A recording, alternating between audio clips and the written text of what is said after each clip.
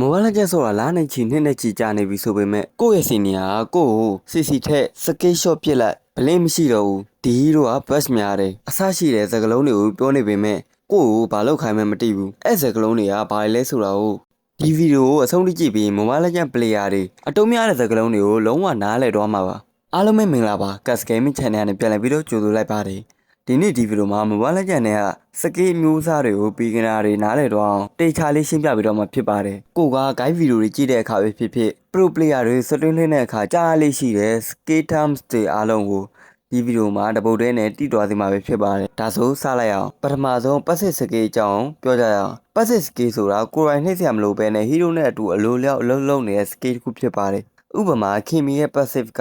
အထက်နေရင်လှုပ်ရှားနိုင်တယ်အဲ့တော့ရဲ့ passive က damage ပိုထွက်စေတယ် hero တစ်ကောင်နဲ့တစ်ကောင် passive effect ကလုံးဝမတူပါဘူး ultimate skill ultimate skill ဆိုတာ hero တစ်ကောင်ရဲ့အရေးကြီးဆုံး skill ဖြစ်ပါတယ်ကူးတော့များတက်ပြီးတော့ team fight တစ်ခုလုံးရလက်ကိုပြောင်းလဲသွားနိုင်ပါတယ်ဥပမာတိုက်ကြရတဲ့ ultimate အတက်လက်ရဲ့ ultimate ယူဆောင်ရဲ့ ultimate ဒီ skill တွေက team fight တစ်ခုလုံးလှည့်မြင်နိုင်ပါတယ် blink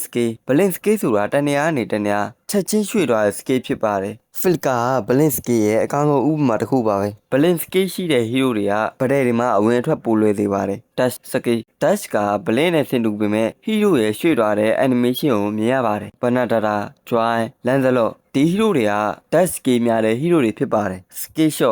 shot ဆိုတာ auto aim မဟုတ်ပဲကိုယ်တိုင်ချိန်ပြီးတော့ပြည့်ရတဲ့ skill တစ်ခုပါမျက်လုံးနဲ့မြင်အောင်ပြောရမယ်ဆိုရင် Franco ရဲ့ Hawk Novaria ရဲ့ skill 2 Xavier ရဲ့ skill 1 Moscow ရဲ့ ultimateဒါတွေအလုံးဟာ skill shot တွေဖြစ်ပါတယ် AoE ဆိုတာ area of effect ဖြစ်ပါတယ်တယောက်တည်းမဟုတ်ပဲ area တွေကရန်သူတွေအားလုံးထိစေတဲ့ skill တစ်ခုပါ Fasa ရဲ့ ultimate Eve ရဲ့ ultimate Sicilian ရဲ့ skill 1တို့ဟာ AoE skill ဖြစ်ပါတယ် Burst ဆိုတာအချိန်တိုတွင်ဒိုင်းမဲ့အများဆုံးထုတ်နိုင်တာဖြစ်ပါတယ်နှလုံးနဲ့မြင်အောင်ပြောရရင်ခြုံထဲကနေစေပါ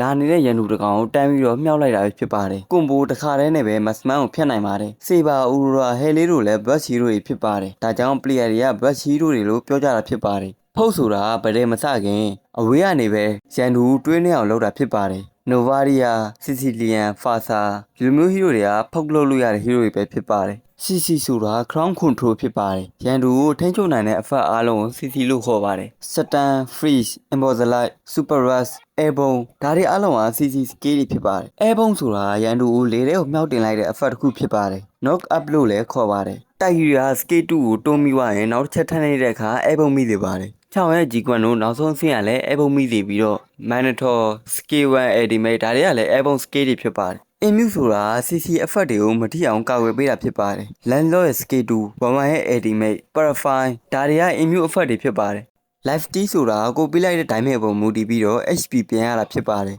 damage ပေးနိုင်လေ HP ပြန်ရလေဖြစ်ပြီးတော့အလူကတ် Ruby Tamas တို့ဟာ life steal ကောင်းတဲ့ hero တွေလည်းဖြစ်ပါတယ်ဒါဆိုဒီနေ့ဗီဒီယိုလေးက Mobile Legends နဲ့လူတုံးများတဲ့ term တွေကိုပြောပြပြီးတော့ဖြစ်ပါတယ်နောက်တဲ့ဗီဒီယိုမှာလည်းဒီထက်ကောင်းတဲ့ content နဲ့ပြန်လာခဲ့မှာမို့လို့ဗီဒီယိုလေးကို like တစ်ချက်နှိပ်ပြီးတော့ subscribe လေးလုပ်ထားပေးဖို့တောင်းဆိုချင်ပါတယ်ကြည့်ရှုပေးတဲ့အတွက်အားလုံးကျေးဇူးတင်ပါတယ်